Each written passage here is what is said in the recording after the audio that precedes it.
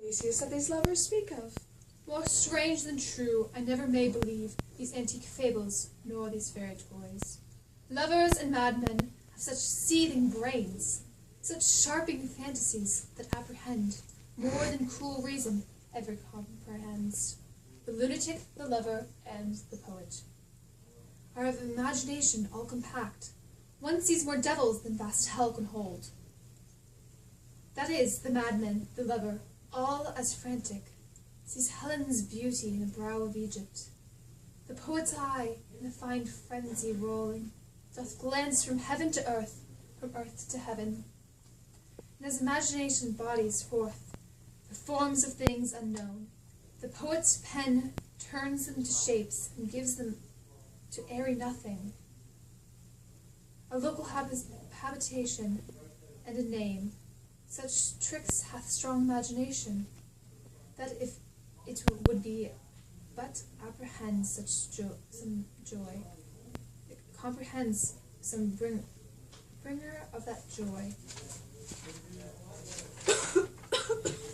Or in the night, imagining some fear, how easy is a bush supposed a bear? But all the story of the night told over, and all their minds transfigured so together, more witnesseth than fancy's images, and grows to something of great constancy.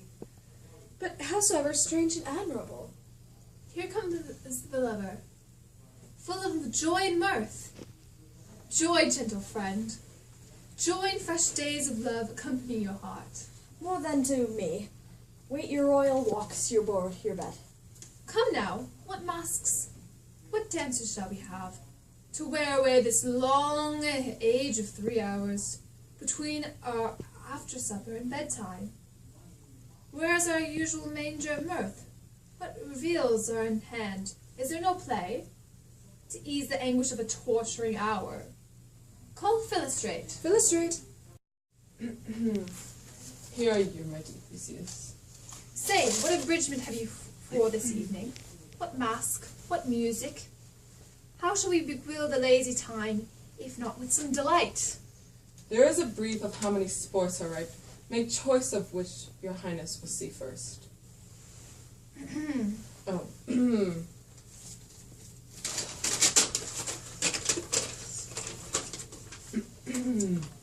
The battle with the centaurs, to be sung by an Athenian eunuch to the harp. Well, none of that. That have I told my love, in glory of my kinsman Hercules. The riot of the tipsy bacchanals, tearing the Thracian singer in their rage.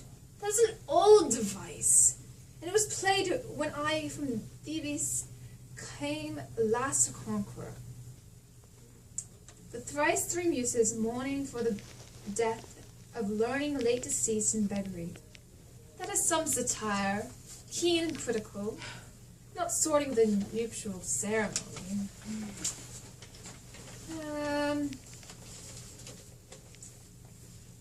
Let's see.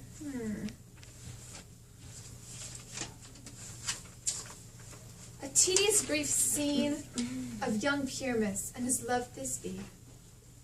A very tragical mirth. Merry and tragical. Tragical and brief. That is hot ice and wanders stridge snow. How shall we find the concord of this discord? A play there is, my lord, some 10 words long, which is as brief as I know a play. But by 10 words, my lord, it is too long, which makes it tedious, for in all the play there is not one word apt, one player fitted, and tragical, my noble lord, it is.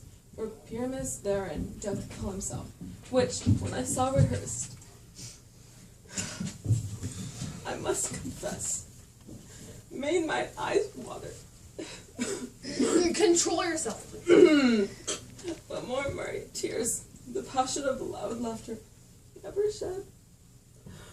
What are they that do play it? Hard-handed men that work in Athens here, which never labored in their minds till now, and now have toiled their unbreathed memories with the same play against your nuptial. And we will hear it. No, my noble lord. It is not for you. I have heard it over, and it is nothing in the world. Unless you can find sport in their intents, extremely stretched and combed with cruel pain, to do you service. I will hear that play. For never anything can be amiss, when simpleness and duty tender it. Go, bring them in, and take your places, ladies. I love not to see wretchedness overcharged, and duty in his service perishing. Why, gentle sweet, you shall see no such thing. He says they can do nothing in the kind. The kinder will to give him thanks for nothing. Our sport shall be to take away what they mistake. No, what poor duty cannot do, noble respect. Takes in it in might, not merit. Where I have come, great clerks have proposed to greet me with permitted welcomes, where I have seen them shiver in the pale, make periods in the midst of sentences, throughout other practice accent in their fears, and inclusion dumbly have broke off. Not paying me a welcome, trust me, sweet. Out of this silence, yet I have picked you a welcome, and in the modesty of fearful duty, I read as much as from the rattling tongue of saucy and audacious eloquence, love therefore and tongue-tied simplicity, and least speak most to my capacity.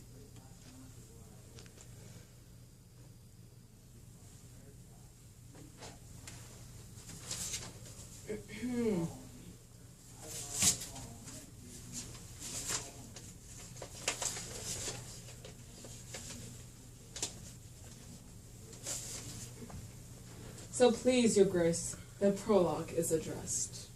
Let him approach.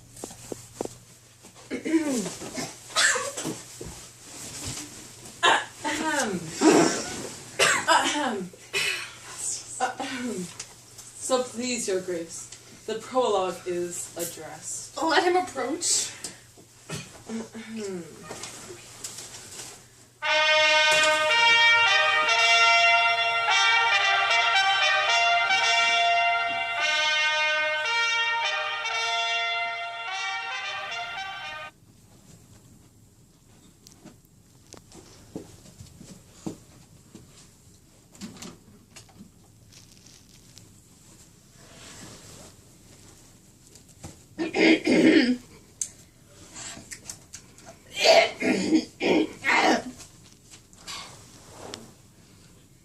If we offend, it is with our goodwill.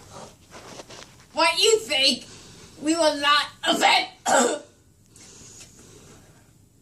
but with goodwill, to show our simplest skill. That is the true beginning of our end. Consider, then we come but in despite. We do not come as minding to contest you. Our true intent is all for your delight. We are not here. What you show here, repent you. The actors are at hand. By our show, you shall know all that you are like to know.